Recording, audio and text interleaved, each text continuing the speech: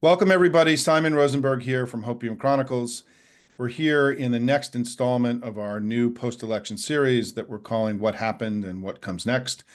We've got a great guest today, John Della Volpe from Harvard, where he is the director of polling at the Harvard Institute of Politics and one of the leading youth vote experts in America. He's been looking at data, polling young people for decades. And so he's not just got the knowledge of this election, but also how it relates to what's happened before. And that's going to be a really important part of the conversation. John, welcome today. Thanks so much for having me, Simon. It's good to be with you. So listen, you've written a piece in the New York Times. You've now published a Substack analysis just today. Tell us, I have two initial questions, right? So first, go through the data. What happened this time? And then give us some thoughts about why you think what happened. Yeah, sure thing. Well, I'm going to do three things. I want to start, if it's okay, with Yeah, context, Simon, right? yeah, And sure. as you said, I've been doing this along with you, for 20 something years. Okay. So we started focusing on the youth vote at Harvard in the 2000 campaign. And there's been a very clear pattern between, overall presidential elections this century. And the clear pattern is when Democratic candidates reach that quote magic number of 60% of the youth vote, they win. Okay. Barack Obama did it twice. He got 66% in 08. He got 60% in 12. And Joe Biden did the same in 2020. He got 60% of the youth vote. So that is always, for me, kind of a leading indicator. A Republican doesn't need to win the youth vote, but they just need to cut that margin. And that's essentially the story, I think, of this election. Generic Democratic presidential candidate generally starts with younger voters, 18 to 29-year-olds, whether they're millennials or Gen Z, they start with somewhere in the mid 50s. The job is for a campaign. The job is for the super PACs who help the campaign and other interested groups to move that number from 55 or so to 60%. That didn't happen this cycle. That was the reason that Biden in 2020 flipped 5 states from red to blue. But this time, unfortunately, Kamala Harris, based upon your analysis of the exit polls or the AP vote cast, somewhere in the low to mid 50s, right? And that is what happened. But the point of the New York Times piece, which I think published a week ago, is that this could have cost the election. That this election was far closer than I think many people appreciate or realize. For example, if just 1 in 100 people switch their votes in those 3 battleground states in the blue wall, it's a different outcome. And Kamala Harris is the president-elect today. So this margin for youth vote is incredibly, incredibly important. Democrats start with an advantage. They just need to drive that advantage home to be successful. You can play this same analysis with other voting groups as well. But as you said, I focus on younger people. But when I break down the numbers, as I did in the Substack today, we see that significant shifts over the last 4 years among women 18 to 24 and among men 18 to 24, essentially first-time voters.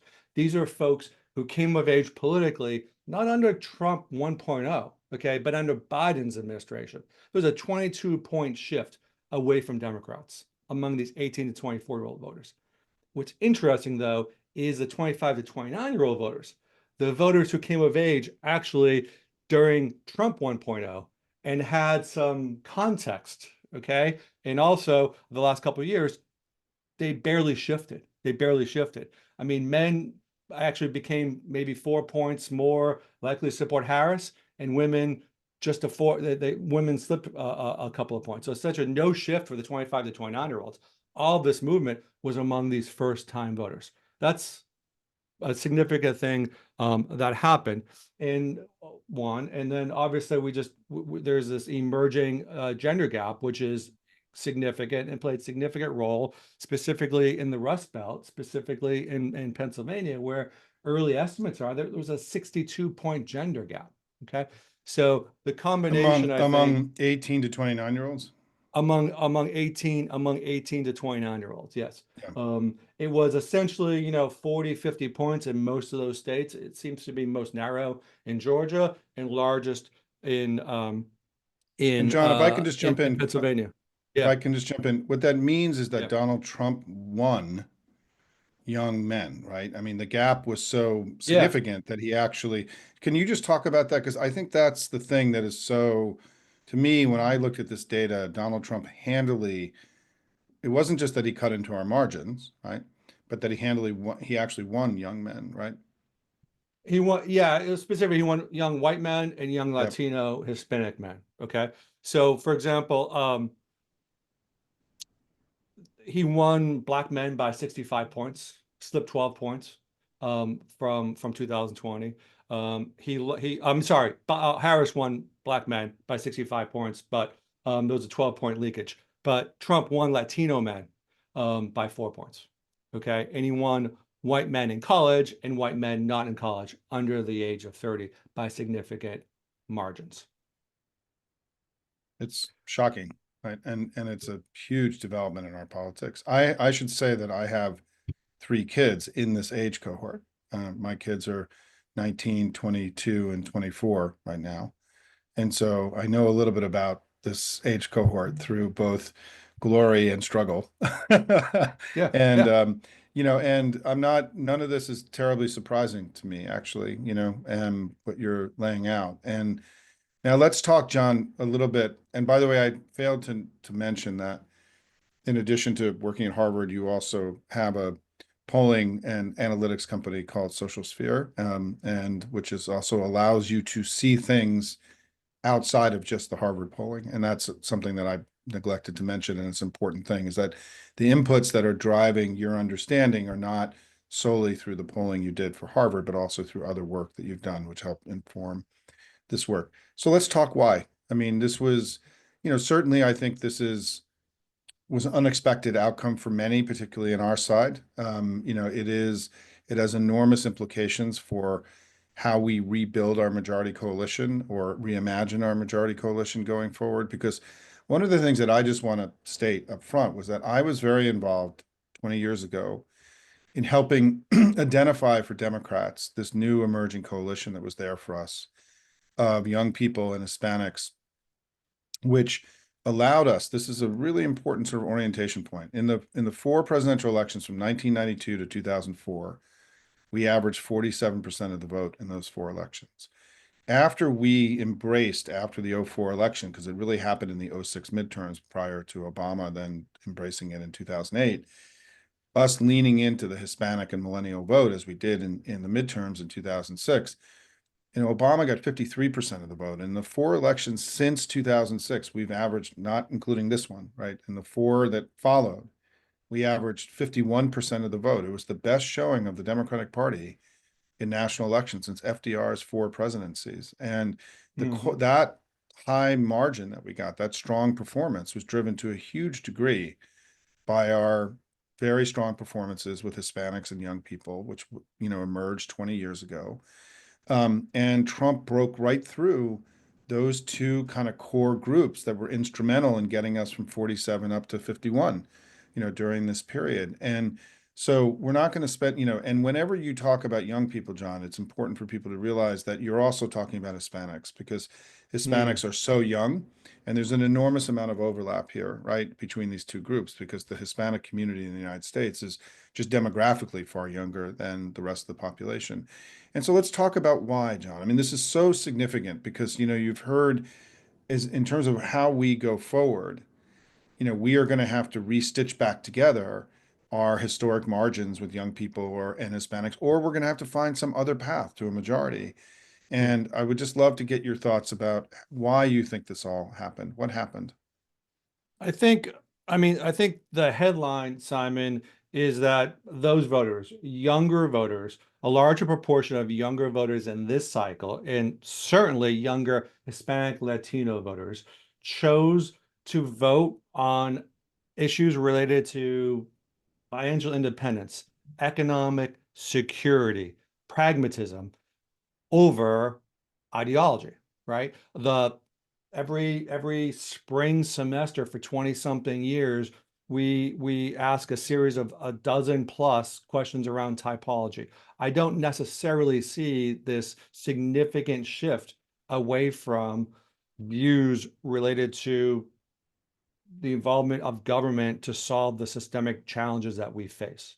Okay, so I don't necessarily see significant rightward shifts among younger people. Yes, there are issues that are complex, where we're seeing kind of more agreement with Trump's policies, but I think this is much more about pragmatism and personality than it is about policy. To understand that deeper, I think specifically the 18 to 24-year-old first time voter, Simon, let's remember that, for example, your own kids, perhaps when they and their friends were introduced to Donald Trump for the first time in a political context, they were in elementary and middle school, perhaps in high school, right?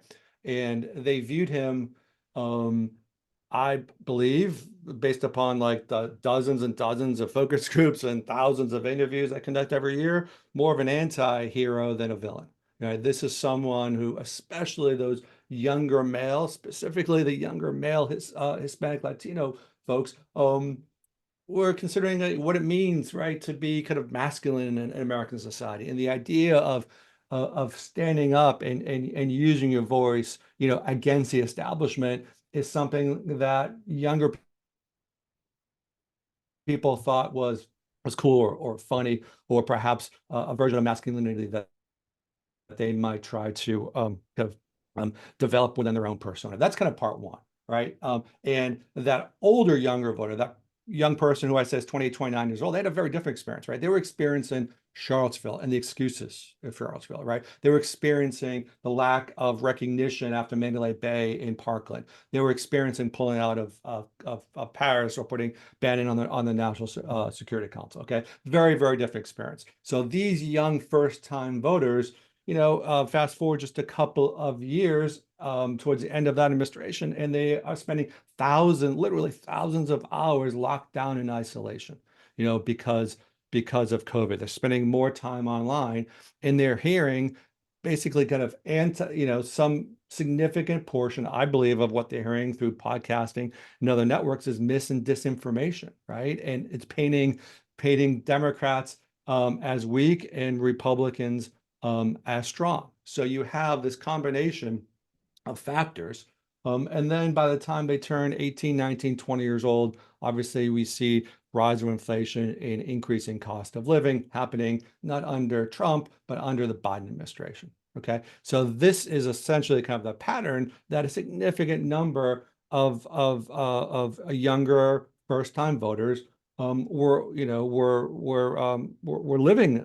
under. Those are the conditions that they were living under. And by the way, this isn't an accident. This isn't organic. The Trump campaign and those who supported him, Simon, spent tens of millions of dollars, okay, investing in this communications or propaganda campaign, right? Through influencers, through sports, through culture. We can see this just over this weekend. Well, the president-elect is walking into UFC. UFC was one of the only sports or entertainment vehicles available to young people during COVID.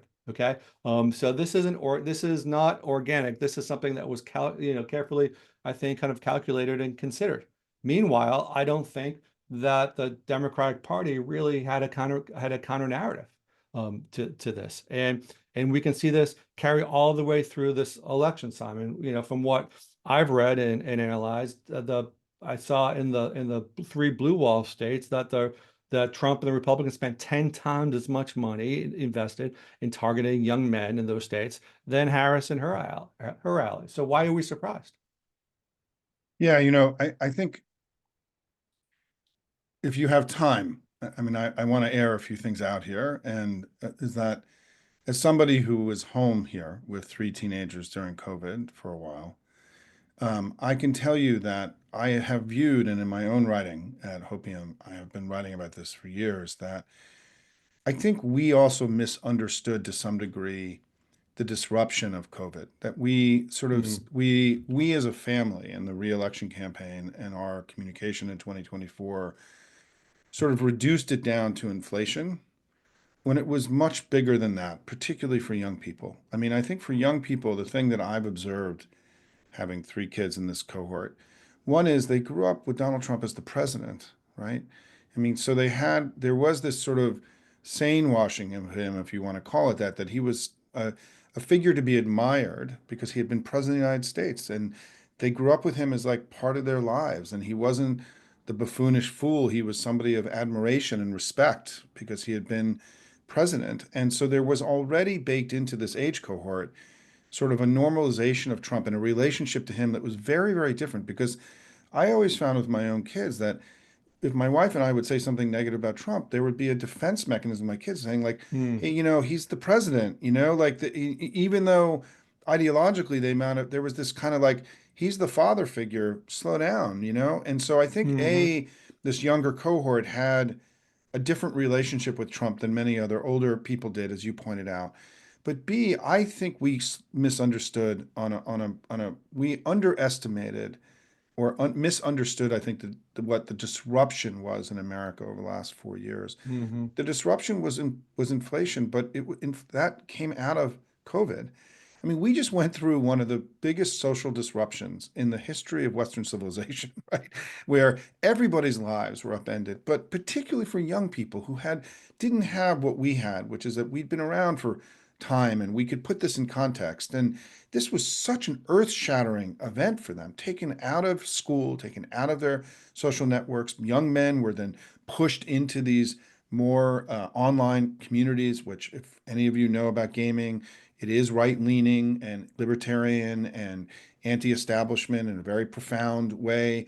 And we took young men out of broad civil society and dumped them into this place of gamer world, right, for a year and a half.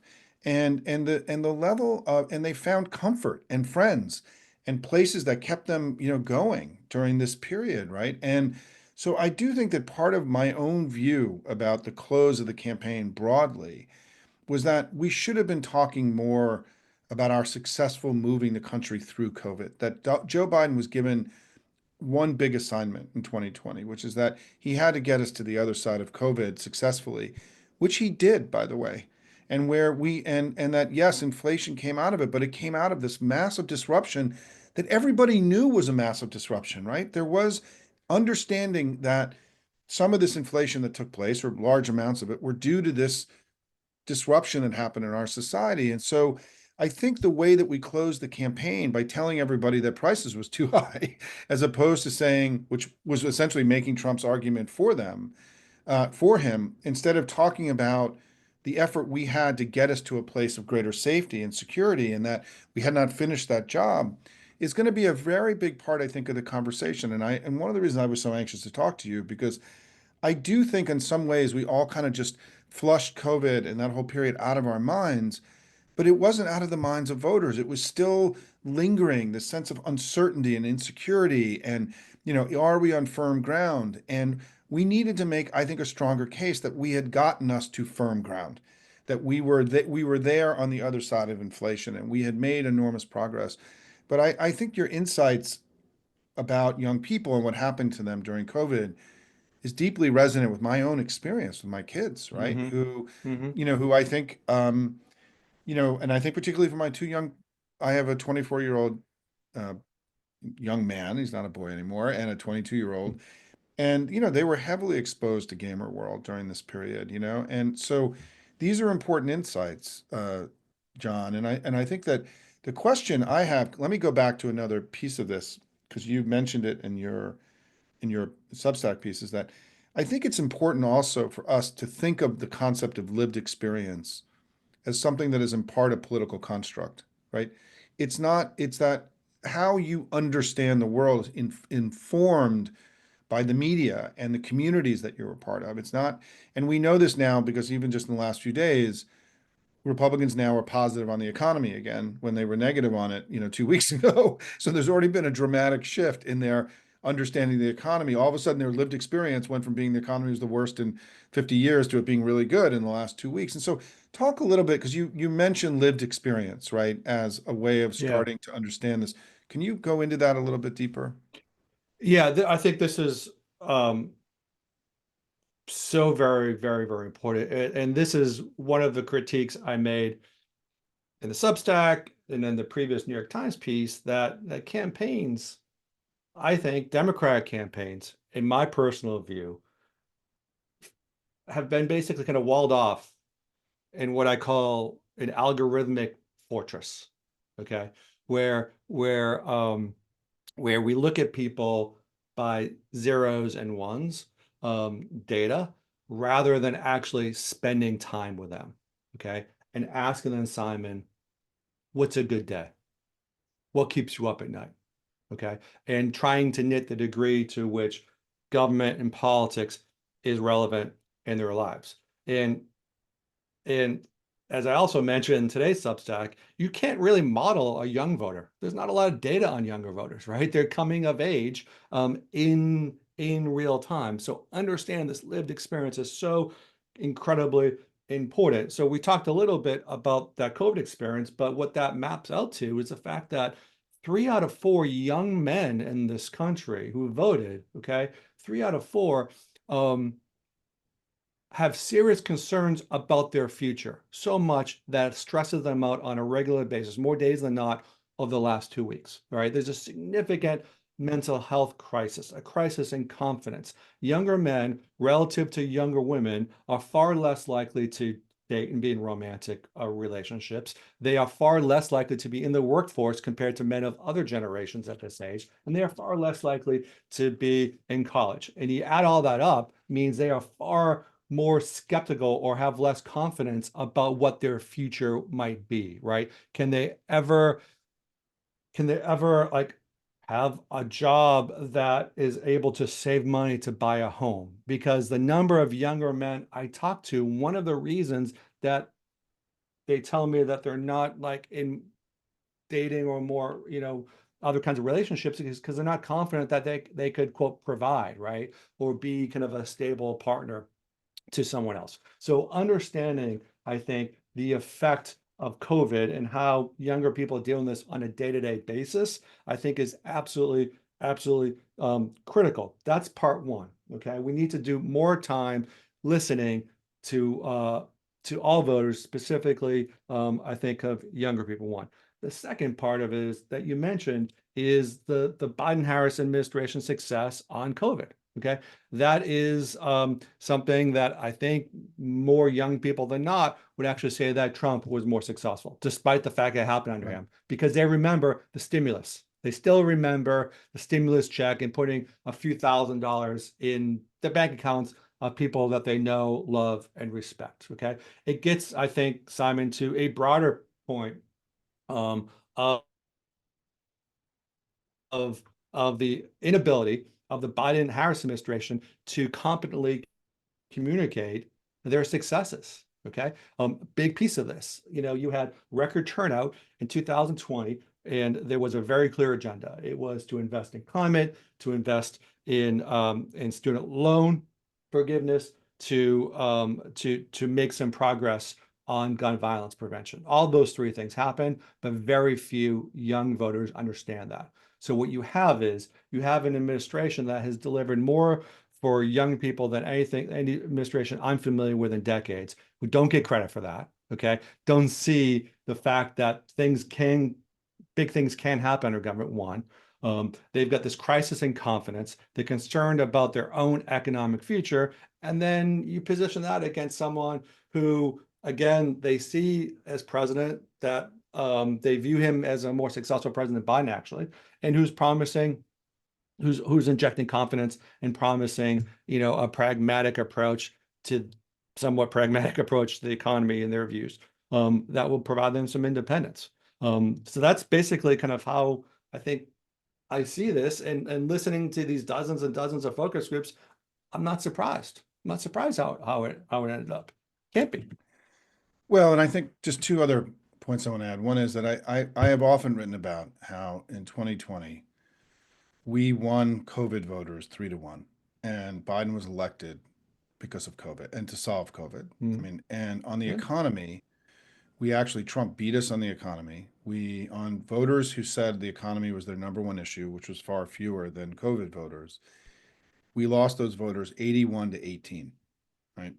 And Biden went into the White House with an extraordinary deficit on the economy, and Mhm. in part because the campaign made a decision, rightly, because it got him elected, to focus on making his case and getting to the other side of COVID. The attacks on us, though, in 2020 about being shut down Democrats, I think really got us onto the wrong side of opportunity with a lot of people. I think those things may not have been effective enough to have won the election for them. But where it Mhm. really lingered, I think, was with Hispanics in particular, whose lives were more disrupted by COVID than any other demographic in the country. And that the shutdown Democrats, what I have been arguing in my own writing now for 4 years, is that we got on the wrong side of opportunity with too many people, and we needed to get back on the right side of opportunity.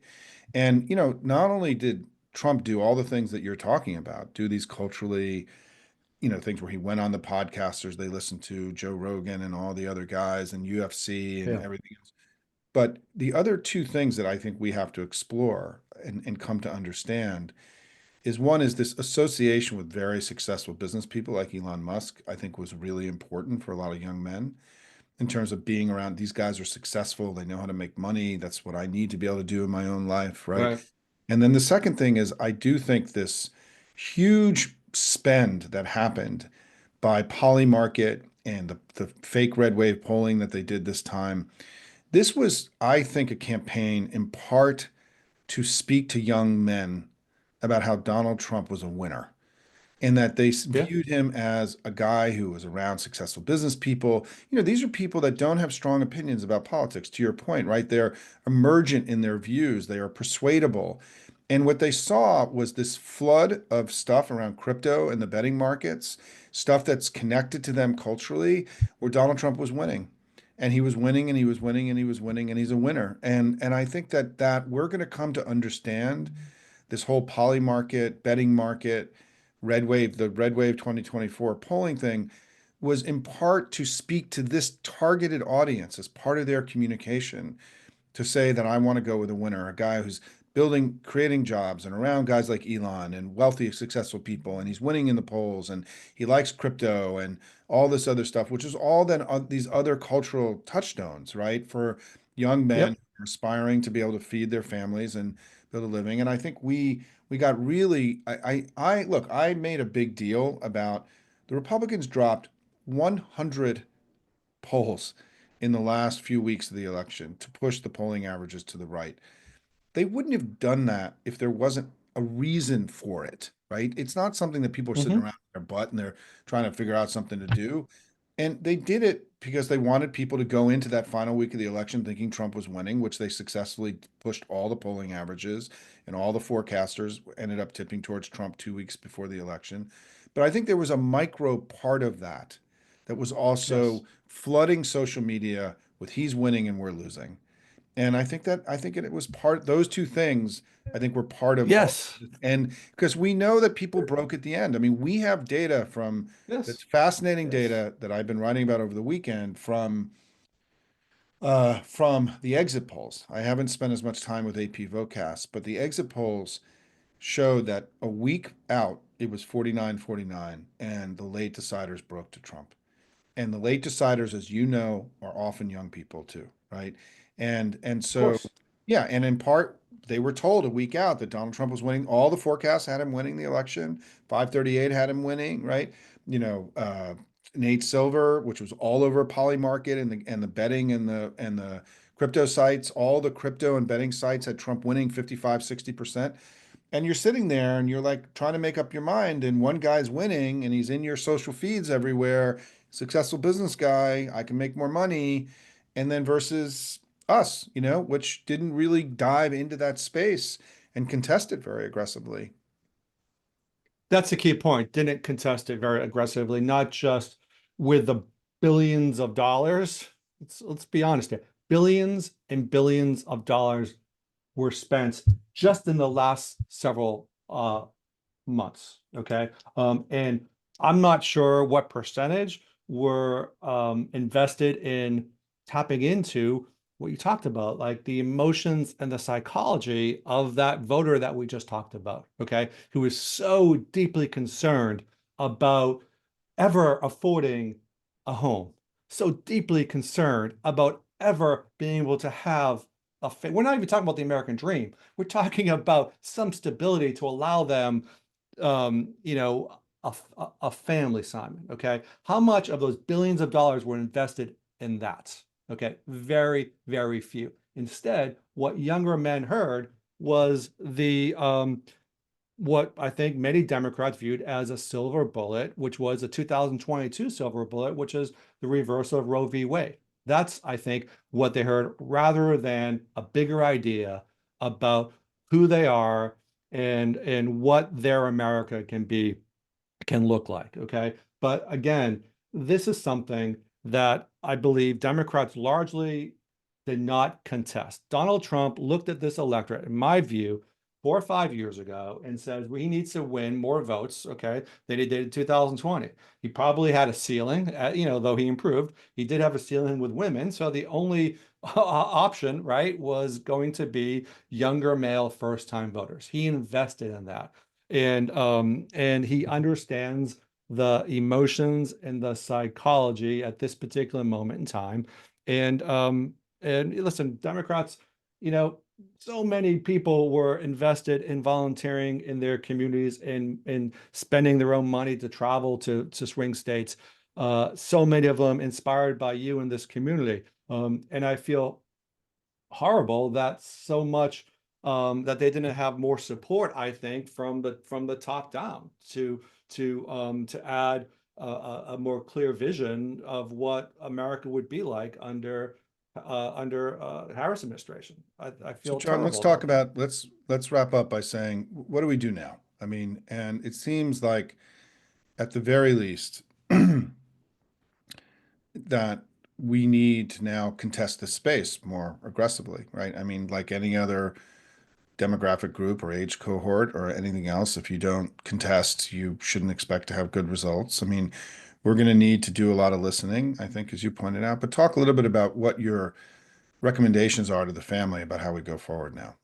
Yeah, and I'm still like trying to develop some, which I'll share, but I do think that we need to um, basically have a serious conversation about data.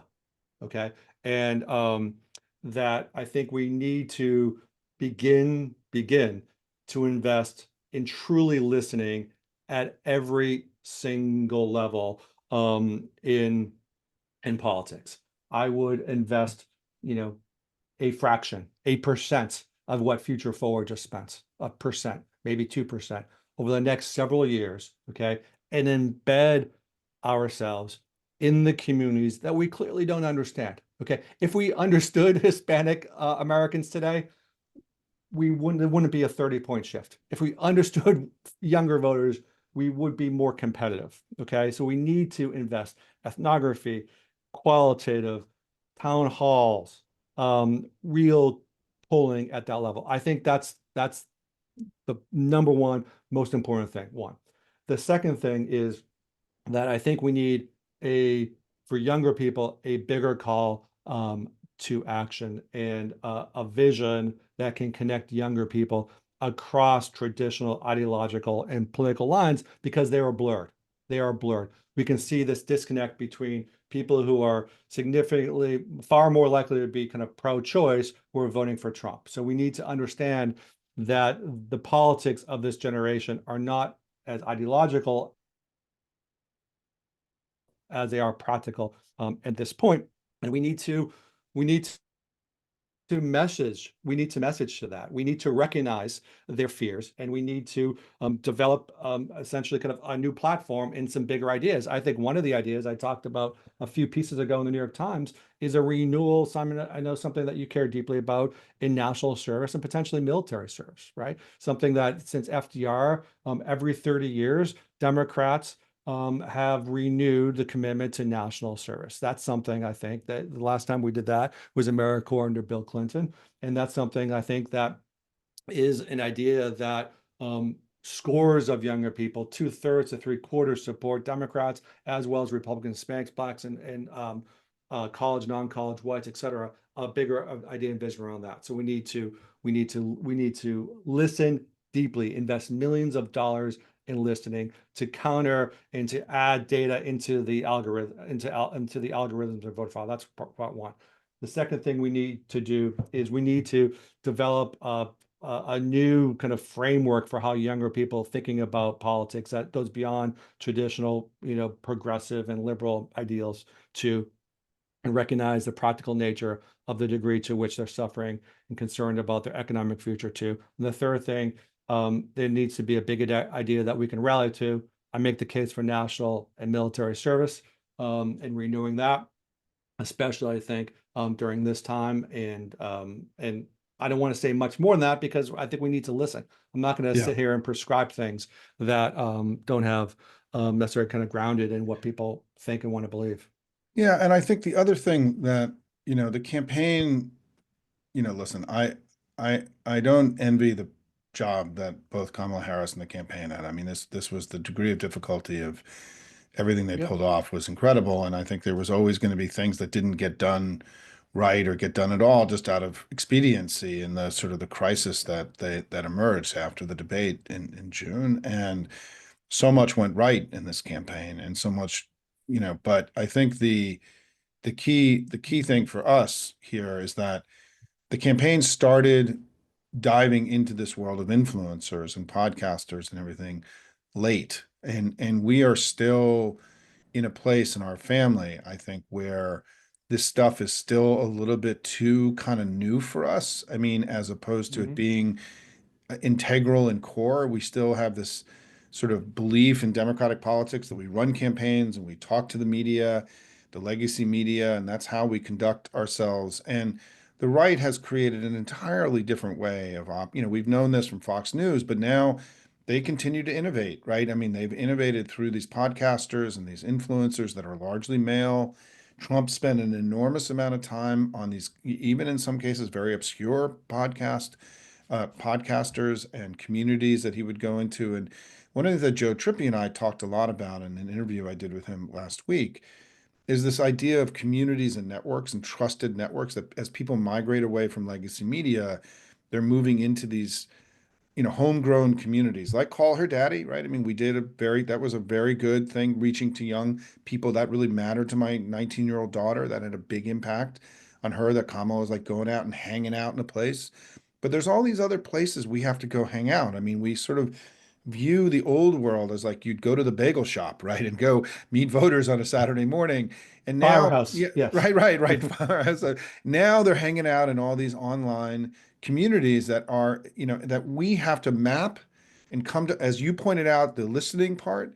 We have to understand where people are now. I mean, we talk about this idea of meeting people where they are. Well, people have really dramatically migrated to new online communities of trust, and that we have to go into and be part of that and understand that in a way that is going to, require us to change and grow and to under and change our tactics. And I think that, it's really going to be an important part of the listening part, John. I think to your point is that we need to listen to where people are. I mean, somebody was referencing today that Morley Winograd, my friend, was looking at a poll that Echelon did in September, where they actually started asking questions about, do you listen to Joe Rogan and all these kinds of cultural Yeah. touchstones that you were describing.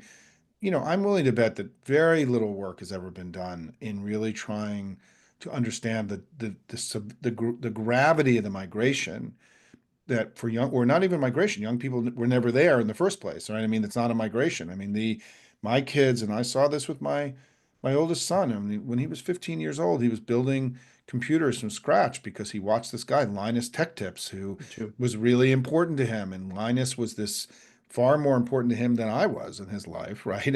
And Linus was like his best friend and his buddy. And Linus and my son started building computers successfully, built his own computer, a Hmm. gaming computer when he was 15 years old.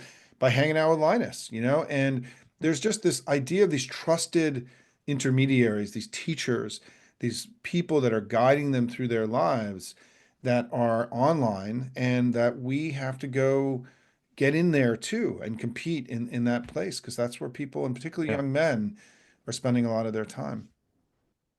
Yeah, I think when I look at the 2028 candidates, one of the factors I'm going to look at may not be their position, on climate or on the economy, because I don't think it'll be that much variance. I want to see who's comfortable, who could be on Fox News, okay? Who's comfortable, who could sit down for 3 hours on Joe Rogan. That's one of the lenses I think we need to think about the future of the Democratic Party. Who in the party is comfortable in those venues, and therefore can compete and also kind of create their own venues moving forward. I think it's a far more important to metric moving forward than some people might think. John, thank you. I've taken up a lot of your time. This is really important. You were terrific. Thank you for your, decades of thought leadership on these important matters. And we have a lot of work to do. I mean, there's a lot of rebuilding that we have to do, and I'm sure that we will all be coming back and relying on your guidance. Thank you for frankly being so aggressive out of the box to help us, frame and shape our understandings from this very tough election. But thank you for all that you do, and I look forward to being in close touch as we go forward. Likewise, thanks for everything. And to all the members of your community, I really appreciate it. Take care. Thanks, John.